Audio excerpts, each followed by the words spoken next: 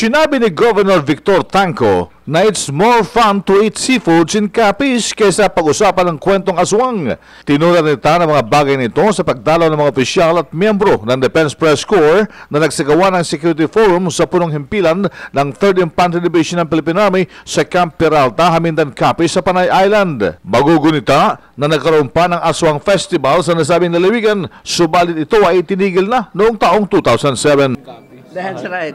Magandang ano yan. No? It's more fun to eat seafoods in Capiz. No? Kasi most of the seafood going to Manila every day, yan, dito yan nanggagaling. Sa Farmers Plaza, dito yan nanggagaling. Yan. Kasi we're very proud na yung mga waters namin, we are red tide free ever since. Yung pong istorya ng mga aswang, medyo nakaka-apekto ba sa turismo?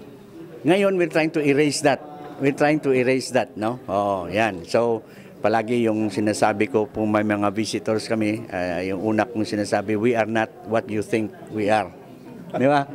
So sabi ko naman sa kanila, yung mga lunch crowd, sabi ko, I will give a reward to anybody who can capture in camera or can identify this aswang here. No? Ipinaliwanag din ito ng isang board member ng lalawigan, si Atty. Remia Fuentes Bartolome, na chairman ng Human Rights ng Bayan, at nagsabing subukang dumalaw sa kanilang lalawigan at mapatutuhan ng hindi na ninyo kinakailangan magdala ng bawang dahil ang kwento ng aswang ay walang katotohanan.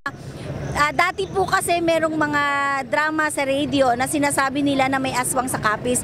Pero ang katotohanan po noon, yung aswang hindi naman talaga nanggaling sa Capiz. Tsaka siguro mas lalong naniwala sila kasi nga yung tagline namin dito sa Capiz noon na Enchanting Capiz. Akala nila merong mga aswang, pero ang katotohanan po noon ay wala po talagang aswang dito.